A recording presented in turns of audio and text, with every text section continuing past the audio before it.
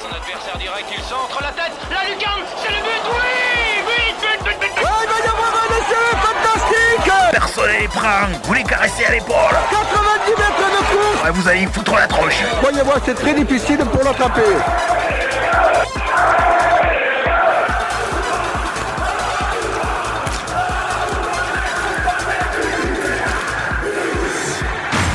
Week-end Sport sur Radio 4. Avant match, ça commence maintenant. Bonjour à tous, je suis entouré aujourd'hui de mes acolytes Patrice Couturier et Laurent Francois. Ça commence bien. Bonjour messieurs. Ça te fait rire Non, c'est parce que Christophe qui est à la régie me souffle quelques petits mots dans l'oreille, dans le casque. Il dit pas acolyte, il dit alcoolique. Le respect de l'âge, tu dis bonjour avant moi, Laurent. C'est fait, bonjour à tous. Bonjour à toutes. Ping-pong, parce qu'il faut le dire, depuis hier soir, on est complètement dégoûté, on est même très en colère. Et Julien Gérard, le coach du ping-pong club Villeneuvois, est là avec nous. Salut Julien. Salut tout le monde. Alors pourquoi les raisons de notre colère?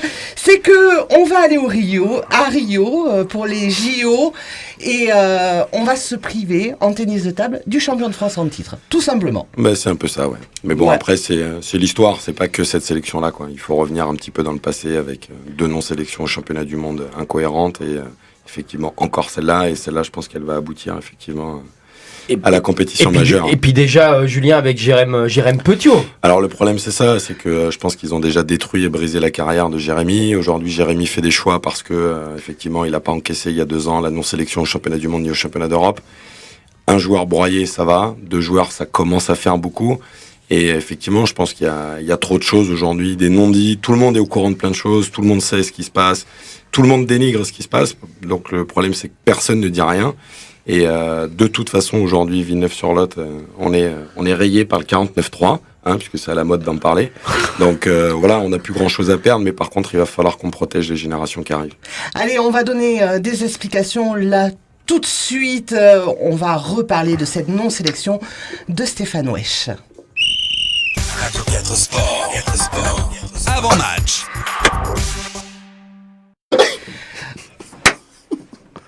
Donc, il y a du lourd ce matin. C'est tombé hier, oui, mais apparemment, elles sont très lourdes.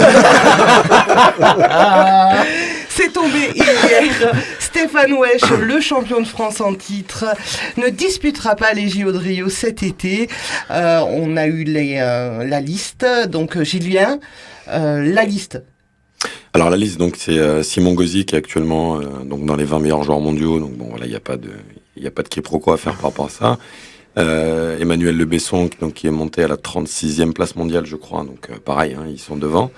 Après, effectivement, donc il y a aussi le cas Adrien Matenay quand même, qui aujourd'hui est numéro 50 mondial, qui par désaccord avec le staff technique depuis 1 an, donc a été évincé de toute compétition avec l'équipe de France, alors qu'il a quand même ramené une médaille d'argent aux Jeux de Bakou. Voilà, donc effectivement, Adrien étant évincé, le numéro 4 français au classement pendant les 6-8 derniers mois, c'était Stéphane. Et au-delà de ça, effectivement, Stéphane, qui depuis 3 ans a toujours été présent, finaliste ou 2 fois champion de France, finaliste sur les tournois de sélection, etc. Aujourd'hui se retrouve à être mis au placard. Alors, il y a une question qui se pose parce que la fédération donne des raisons de esprit d'équipe, de rentrer dans un groupe. Alors, est-ce que Stéphane Wesch est ingérable? Est-ce que c'est un joueur qui a un caractère qui fait qu'il peut pas jouer avec les autres? Alors, écoute, en tout cas, hier, j'ai eu des discussions avec des joueurs qui viennent d'être sélectionnés à Rio. La problématique de Stéphane aujourd'hui, c'est que tout le monde l'aime bien. Donc voilà, je pense pas que ce soit un souci. Après, les arguments donnés, effectivement, il y en a un seul qui est valable. C'est le fait que on sait qu'Emmanuel Le Besson, donc qui est gaucher, va certainement faire tous les doubles et qu'il vaut mieux faire des paires, un gaucher, un droitier. Donc Stéphane étant gaucher, on savait que ça pouvait potentiellement être un argument. Par contre, après derrière, sur les résultats du joueur en question dont on parle pour les doubles, vous pouvez regarder depuis 2012, à part avoir fait une finale au Qatar avec le Besson en double, il s'est pas passé grand chose. Donc en gros, sa sélection au jeu, il l'a depuis 3 ans déjà, ou 4 ans même quasiment. Et derrière, effectivement, les arguments donc du numéro 4, ça a été que c'est un bosseur, que c'est un travailleur, que c'est un joyeux luron. Et Stéphane ne travaille pas. Non, nous à Villeneuve en fait on s'entraîne pas. Les joueurs viennent s'amuser 2 heures par jour, on joue à la pétanque le matin, on fait du badminton le midi. Donc oui. Et la pêche l'après-midi, c'est ça ? Exactement. C'est ça. Et c'est ça. Voilà. Donc on est devenus des spécialistes sur la pêche du silure au PPCV. Je veux dire, enfin voilà, c'est du foutage de gueule. C'est-à-dire que à un moment donné, les arguments donnés déjà d'une, je veux dire voilà, c'est se recroqueviller derrière des choix qui peuvent être aujourd'hui très contestés. Je veux dire, ça a pas de sens. Et ce qui est quand même dommageable, c'est que Stéphane a eu l'info en même temps que nous, autour de la table, c'est-à-dire des gens lambda, en obtenant la sélection, pas un coup de fil, rien. Voilà, je veux dire, ils ont pas de face. Je veux dire, c'est à un moment donné, c'est une réalité. C'est que, je veux dire, je me bats depuis des années contre ce système d'oligarchie, si on peut appeler ça comme ça, au niveau fédéral. Tout est centré sur l'INSEP. Tout est basé sur le fait d'appartenir effectivement à ce niveau d'expertise. Ou d'ailleurs, le grand mot expertise sur l'INSEP, on peut en parler des heures, si vous voulez, sur la planification, sur l'organisation, qui est de toute façon faite aussi bien que dans n'importe quel club qui est structuré. Il y a rien d'exceptionnel, il y a rien de mieux. On peut voir que ce soit les fins de séance ou toute la gestion du joueur, tout est fait, les joueurs font ce qu'ils veulent. Je veux dire, donc, à un moment donné, il faut arriver à comparer ce qui est comparable. La réalité, c'est que dans un an, enfin là, dans 2 mois, Villeneuve-sur-Lot, le groupe de Villeneuve-sur-Lot qui va s'entraîner sera plus fort que celui de l'INSEP. Donc, à un moment donné, les vraies questions, faut se les poser. Il y a pas longtemps, on m'a expliqué que les joueurs étaient tentés de venir à Villeneuve-sur-Lot parce que le coût de l'immobilier était pas cher. Et là, je me suis dit, sincèrement, enfin là, si jamais les cadres m'écoutent, si la raison c'est celle-là, franchement, je pense qu'on a un bel avenir à Villeneuve. Et je pense qu'à un moment donné, il va falloir qu'il y ait d'autres Villeneuve en France. C'est super important. Est-ce que c'est pas ça qui gêne la Fédé, justement, que Villeneuve est en train de grandir et que Villeneuve peut dépasser le niveau de l'INSEP et... Il y a plusieurs choses qui les dérangent. Ce qui les dérange, c'est qu'effectivement, déjà, il y a un entraîneur à la tête de Villeneuve qui ouvre sa gueule, qui dit les choses. Ça plaît pas. Mais ça, il n'y a pas qu'au ping-pong. Oui, non, mais il n'y a pas qu'au ping-pong. mais la réalité, c'est ça. Je veux dire, nous, on avait quand même essayé, aussi bien qu'eux d'ailleurs, voilà, de part et d'autre, de mettre de l'eau dans notre vin. On a essayé de faire un stage équipe de France l'année dernière à Villeneuve. Je veux dire, et quand on apprend finalement quelques temps après que c'est parce qu'ils avaient mal réservé le truc et qu'à Vittel, il y avait plus de place, l'endroit où ils vont tout le temps, que finalement ils se sont rabattus sur Villeneuve pour faire un coup médiatique, pour dire qu'on allait se rapprocher, machin. Le stage, il a été pourri, je veux dire, ça s'est super mal passé. On n'en a jamais parlé plus que ça. Parce que je voulais pas mettre en porte-à-faux ni Antoine ni Stéphane. Parce qu'il faut pas oublier quand même qu'il y a Antoine aussi derrière. Qui a été médaille de bronze avec Stéphane au championnat d'Europe. Et qui était à l'INSEP. Bien sûr, qui était à l'INSEP quand on est sorti. Aujourd'hui, tous les mecs qui sortent de l'INSEP et tous les mecs qui demandent à y sortir vont soit en Allemagne, soit effectivement à Villeneuve. La vraie problématique et le vrai questionnement, c'est pourquoi les mecs veulent plus y aller ? Pourquoi les mecs veulent plus rester ? Julien, franchement, indirectement, c'est toi qui es visé. C'est Julien Girard. Et le fonctionnement du ping-pong club de Villeneuve.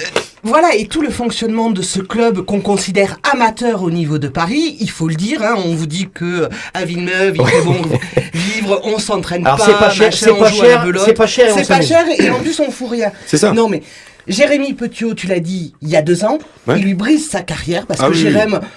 Jérém, sa carrière internationale, elle est morte, elle n'existera plus jamais. Et aujourd'hui, c'est un gamin de 22 ans qui est champion de France en titre. Comment on peut aller à Rio sans le champion de France en titre ?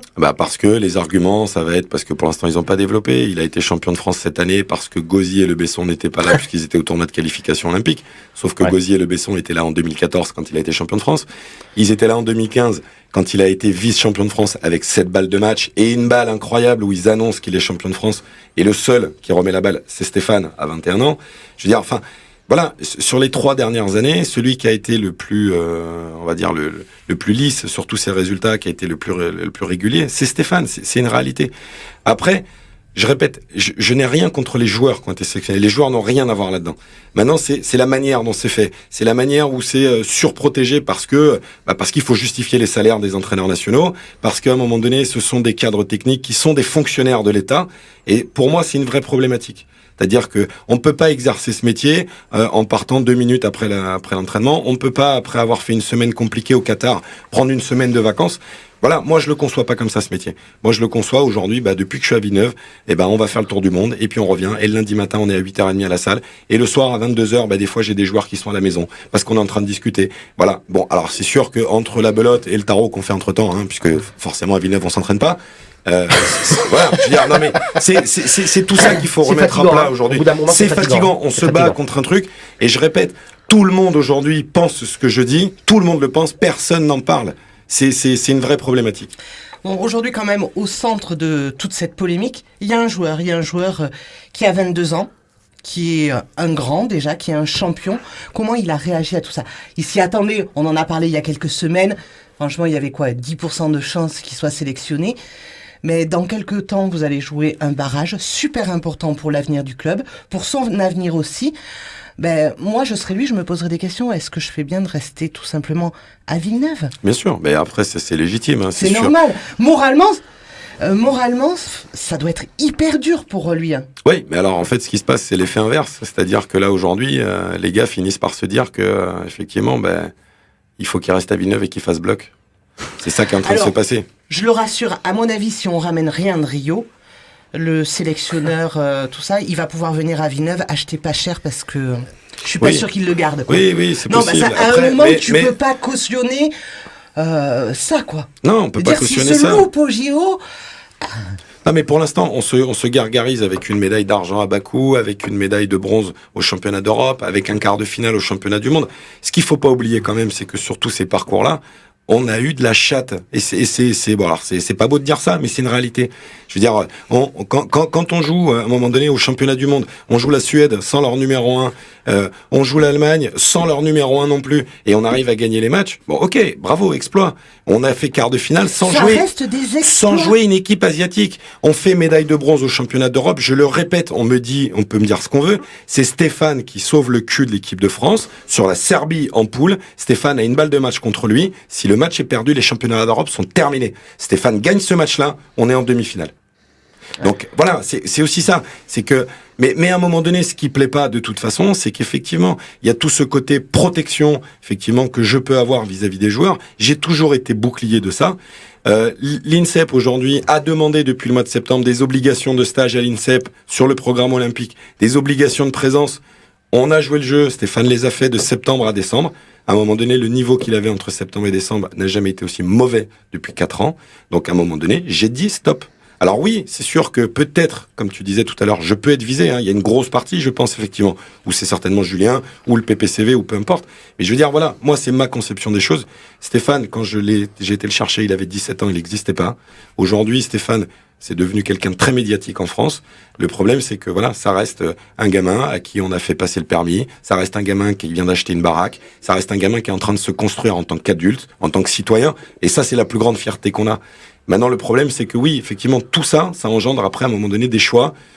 Voilà, on sait pas trop finalement sur quel choix il se place pour pouvoir faire ses sélections. Je pense que de toute façon, il y a vraiment un gros problème au niveau de l'INSEP. Alors, on voit bien qu'au niveau fédéral, il y a vraiment un problème énorme.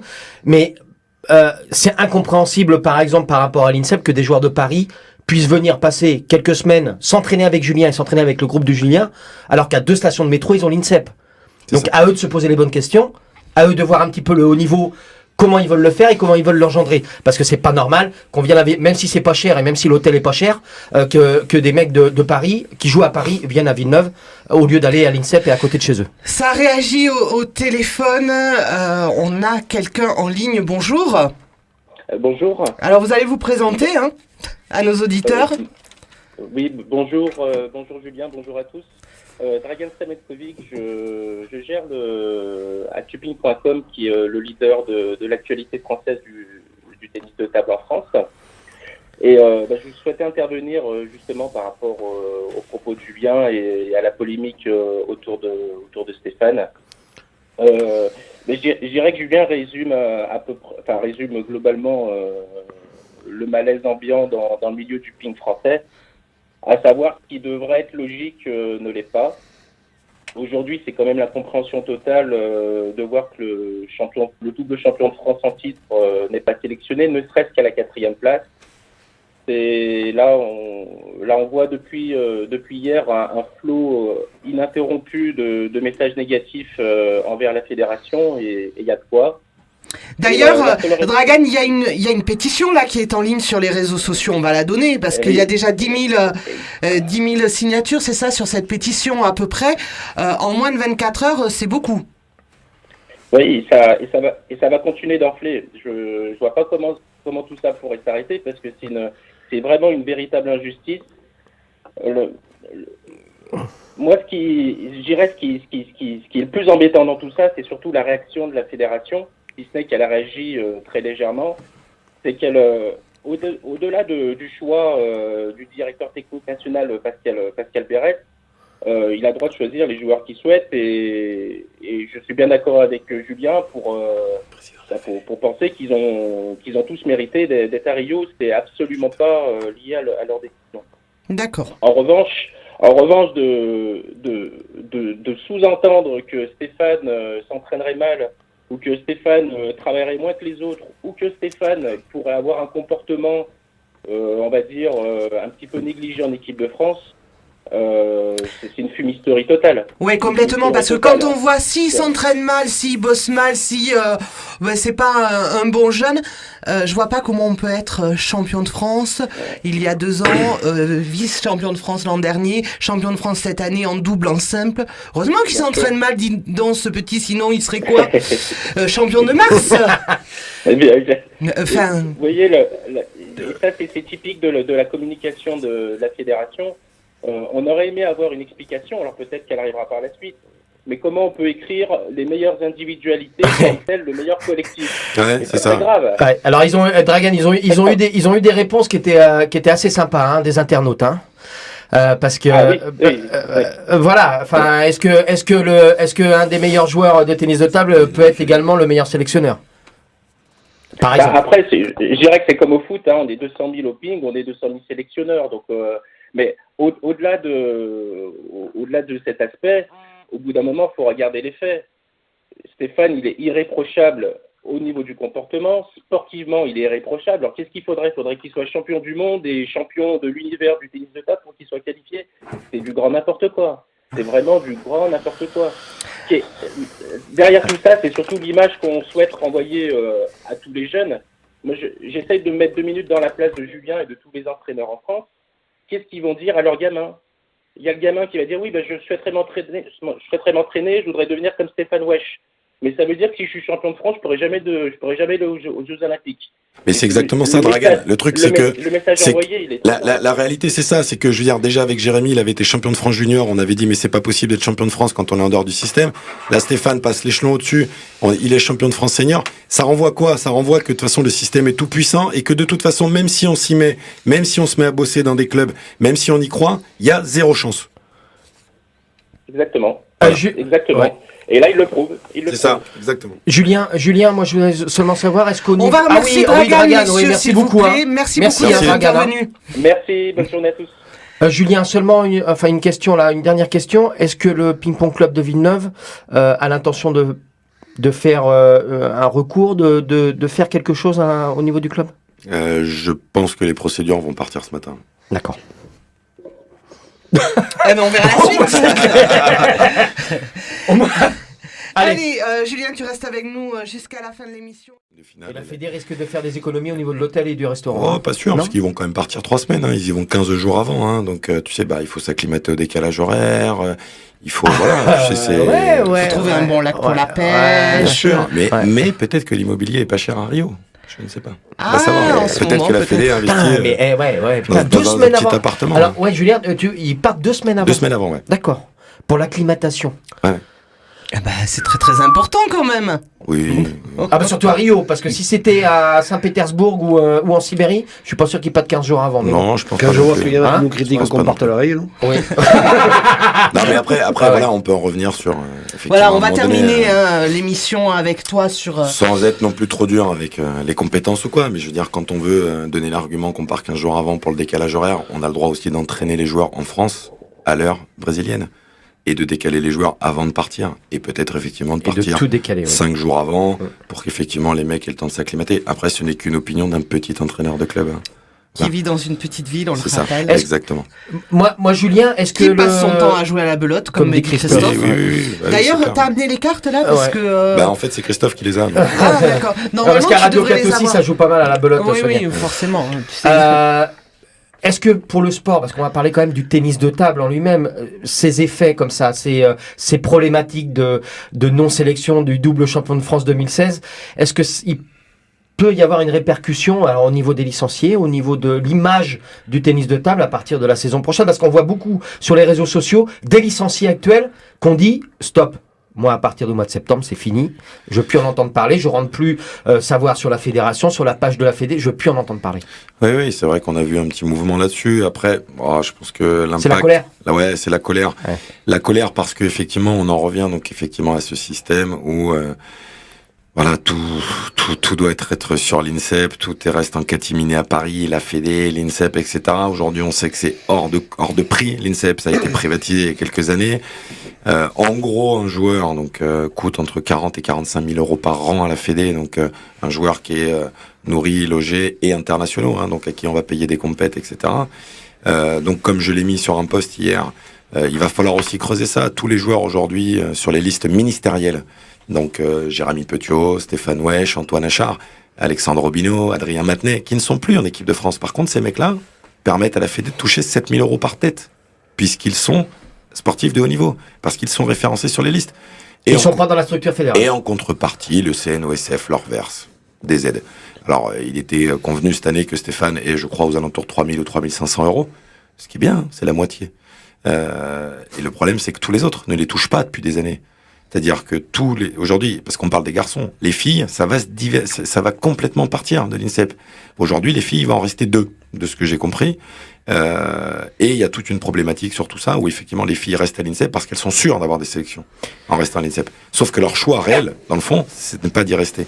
Donc filles, garçons, aujourd'hui il y a tout un système qu'il faut remettre en question, et j'en reviens à ce que je dis depuis des années.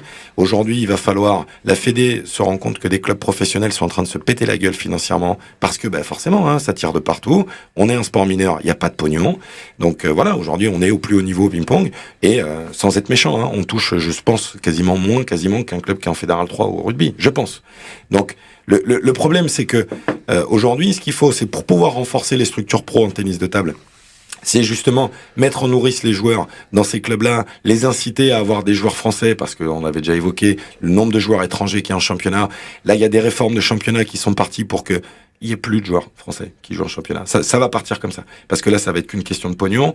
Il va y avoir moins de matchs. Le numéro 1 et 2 vont devenir vachement plus importants qu'avant. Donc, une équipe homogène, comme la plupart des clubs essayent de faire, aujourd'hui, ça n'aura plus valeur. Il n'aura plus le lieu d'être, pardon. Donc, juste, je te finis là-dessus. Ouais. Le truc, c'est que, à un moment donné, le fonctionnement de l'INSEP à Paris, avec tout ce qu'on connaît de la région parisienne qui va autour, quand on a 16 ans et qu'on n'est pas fliqué et qu'on fait ce qu'on veut, c'est compliqué d'aller vers le haut niveau. Par contre, si les mecs étaient choyés dans leur club, dans des cocons, on s'occupe d'eux, il y en a 1 ou 2 dans chaque club, répartis un peu partout en France, et une fois par mois, une fois toutes les 6 semaines en fonction du calendrier, tu fais un regroupement des 30 meilleurs joueurs français, et là, tu as de la cohérence. L'entraîneur, aujourd'hui, de l'équipe de France et le sélectionneur, c'est le même boulot, c'est le même job. Comment est-ce que le mec peut avoir du recul? Comment est-ce que le mec, à un moment donné, peut pas, en entraînant ses joueurs, ne pas se dire, je vais les sélectionner? Mais bien sûr. Je veux dire, n'importe qui, peut-être, mais finalement, moi qui crois, ou j'ai l'impression d'être hyper droit dans mes bottes, peut-être que je ferai aussi cette erreur-là. Parce que forcément, tu les as au quotidien, tu les entraînes, machin. Les autres, ils sont loin, tu les vois pas jouer, très peu. Les mecs, quand ils vont sur des compètes, ils se payent de leur poche, Antoine, Stéphane, Alexandre Robineau, des compètes à leurs frais, avec leur sponsor ou leur club. Et les mecs sont sur la compète, tous les Français sont éliminés, le coach est là, il vient même pas voir les matchs dans la salle, il vient même pas coacher les mecs. Il y a eu l'exemple il y a pas longtemps au Qatar, on a un joueur qui a fait finale en moins de 21 ans, le mec il est hors circuit, il est parti à la Schlager Academy en Autriche, le mec, bon voilà, il y a eu des cassures avec le staff, le mec va venir à Villeneuve-sur-Lot l'année prochaine parce qu'il estime que le centre peut lui apporter, le mec il fait finale au Qatar, c'est un des Pro Tours les plus importants de l'année. Le coach n'est pas dans la salle, le mec le coache pas. Il l'a coaché en 8e de finale, quand même. Ouais, enfin, il y a un réel problème. Pour terminer, on a essayé de plaisanter avec la pêche, la belote, machin. Stéphane, il a 22 ans aujourd'hui. Dans 4 ans, les prochains Jeux Olympiques, il aura 26 ans. Est-ce que... Tu comptes bien. Oui. Est-ce que c'est possible qu'il y soit, ou alors non, on lui a enlevé son rêve, il ne disputera jamais de Jeux Olympiques. Et pour un champion, c'est terrible. Là, je pense en tout cas... À 26 ans, est-ce qu'on n'est pas trop vieux finalement pour disputer un tel tournoi ? Alors écoute, moi en tout cas, en fonction de mes convictions et de ce qu'on peut voir dans le classement mondial aujourd'hui, la maturité européenne c'est 30 ans. Ouais, donc il sera pas trop vieux, il sera pas trop jeune à 26 ans. Moi je vois même plus loin, je pense qu'à 30 et 34 il pourra les faire. J'espère pour lui qu'il arrivera à en faire au moins 2 ou 3 sur les 3 restants. Aujourd'hui il y a 2 options, soit effectivement les politiques changent au niveau de la Fédé, et effectivement il y a une nouvelle équipe et il y a quelque chose qui s'ouvre un peu plus sur la populace française, sur on va dire les clubs quoi, tout simplement, puisqu'on est une fédération de clubs quand même, faut pas l'oublier, hein. Si demain les clubs n'existent plus, la fédération n'existe plus. On n'est pas là comme au tennis, hein. Au tennis c'est une fédération d'adhérents, nous c'est pas la même chose. Donc voilà, donc je pense qu'effectivement soit ça change ou soit ça ouvre un peu l'esprit et il y a un fonctionnement différent qui fait qu'effectivement, alors Stéphane ou un autre, les mecs extérieurs auront leur chance. Donc potentiellement Stéphane aura une chance supplémentaire. Maintenant, si on reste dans le même fonctionnement et que ça se renferme de plus en plus comme c'est en train de le faire aujourd'hui, parce que ce qu'il faut pas oublier, c'est que les cadres qui sont là en place, ils sont là depuis 3 ans, c'est une nouvelle équipe. On a un Chinois qui est venu donc de Chine pour apporter de l'expertise, etc., du meilleur pays mondial. Après les autres aujourd'hui, enfin je veux dire c'est pareil, hein, je crache pas dans la soupe, un petit peu quand même. C'est que c'est des mecs qui finalement sont arrivés là sans avoir fait forcément, on va dire, de l'entraînement réel avant, soit sur des structures de Pôle France, sur des jeunes, ou soit entraîner finalement, des équipes pro avec des mecs qui s'entraînent au quotidien. Donc la vraie problématique aujourd'hui, c'est que je pense qu'il y a il y a une remise en question des compétences. Il y a une remise en question à un moment donné, forcément je trouve pas le mot bien évidemment. En gros, on n'estime pas que les mecs sont à leur place. On estime qu'ils sont arrivés là et qu'à un moment donné, c'est pas forcément normal par rapport à d'autres ou que c'était pas forcément les bons, etc. Le problème, c'est qu'en fonctionnant totalement fermé comme c'est à l'heure actuelle, on peut pas faire grand chose et on peut pas dire grand chose d'autre. Donc, je pense qu'à partir d'aujourd'hui, j'avais pas beaucoup d'amis au sein de la Fédé, au sein de la DTN. Je vais quasiment plus en avoir, mais j'en assumerai entièrement les conséquences. J'ai pas de problème par rapport à ça. Et je tiens à dire à tous les gens qui pensent que je continuerai à protéger mes joueurs parce que je l'ai toujours fait. Et j'estime qu'à un moment donné, effectivement, s'il y a des gens qui doivent prendre des coups, l'entraîneur doit tenir le bouclier. Et après, le joueur doit assumer quand il fait des conneries. Stéphane n'en a jamais fait une seule. Voilà.